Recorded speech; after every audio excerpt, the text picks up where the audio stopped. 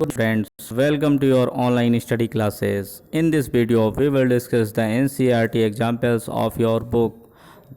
Students, this session is for class 9th subject science, physics, chapter 9, force and law of motion, बल तथा गति के नियम।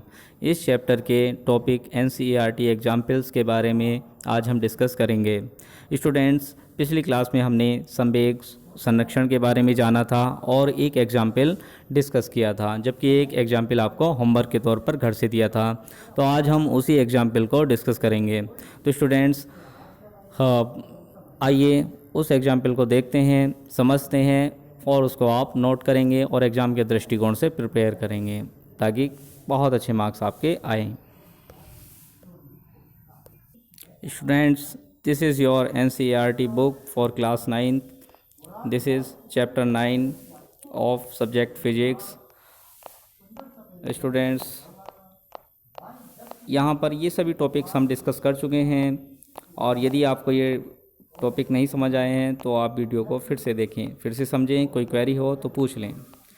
देखिए, पिछले ही क्लास में हमने एग्जाम्पल 9.6 को डिस्कस कर लिया था और 9.7 को आज हम डिस्कस करेंगे। तो स्टूडेंट्स, देखिए क्वेश्चन बहुत ही ईजी है, आप एक बार पढ़ लें इसको। इसमें लिखा है 40 किलोग्राम द्रव्यमान वाली एक लड़की 5 मीटर पर सेकंड के क्षैतिज वेग से एक 3 किलोग्राम द्रव्यमान वाली स्थिर गाड़ी पर कूदती है। गाड़ी के पहिए घर्षण रहित हैं।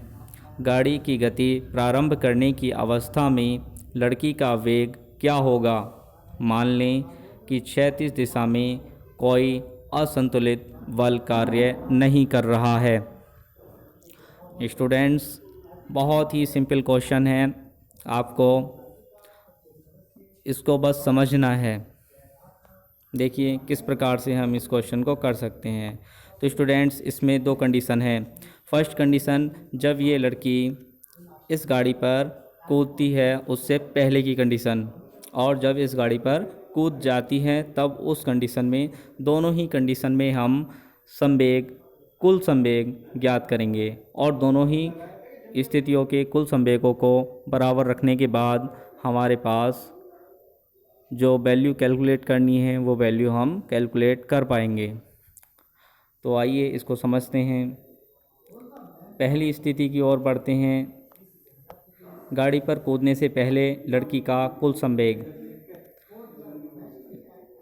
देखिए लड़की का वेट है 40 और इसका वेलोसिटी है 5, तो 40 × 5 ये हो गया इस लड़की का संवेग। इसमें ऐड कर देंगे इस गाड़ी का संवेग।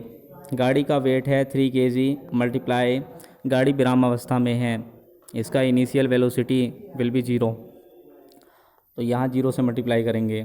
प्रारंभिक वेग है 0 होगा, इसलिए 0 से मल्टीप्लिकेशन करेंगे। इस प्रकार से हमारे पास कैलकुलेट करके वैल्यू आएगी 200 किलोग्राम मीटर पर सेकेंड। मात्रक लिखने में कभी गलती ना करें, उस पर आपके मार्क्स कट हो जाते हैं, तो आप ध्यान से लिखें।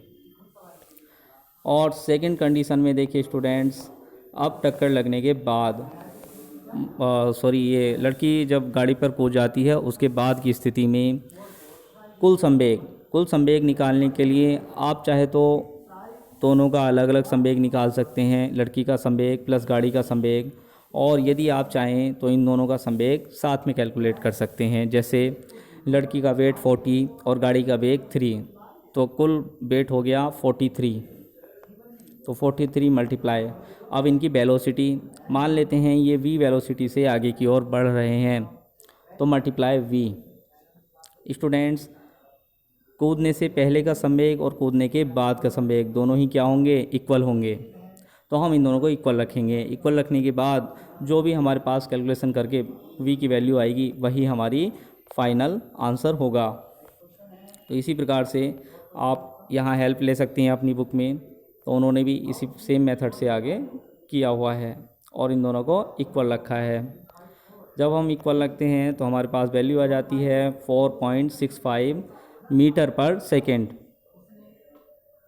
तो यहाँ कंक्लूज़न लिख देते हैं, गाड़ी पर सवार लड़की 4.65 मीटर पर सेकंड के वेग से छलांग लगाने की दिशा में चलेगी।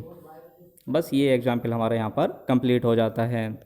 तो आई होप कि आपने ये आपको ये जब रफ़ में करने के लिए दिया गया था तो आपने ये रफ़ में कर लिया होगा और अपने सही आंसर निकाल लिया होगा। तो अब आप इसको फेयर पे नोट कर लीजिए। कोई क्वेरी हो, क्वेश्चन हो तो मुझे पूछ लीजिए।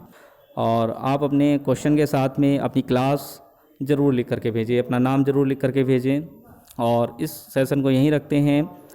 अगले सेशन में हम अगले एग्जाम्पल को डिस्कस करेंगे। तो स्टूडेंट्स, इस प्रकार के अगले टॉपिक्स को देखने के लिए आप चैनल से, व्हाट्सएप ग्रुप से जुड़े रहिए। डेली टॉपिक समझते रहिए और डेली नोट करते जाइए और उनको याद करने वाले टॉपिक को याद भी कीजिए। तो सेशन को यहीं रखते हैं। जय हिंद, जय भारत।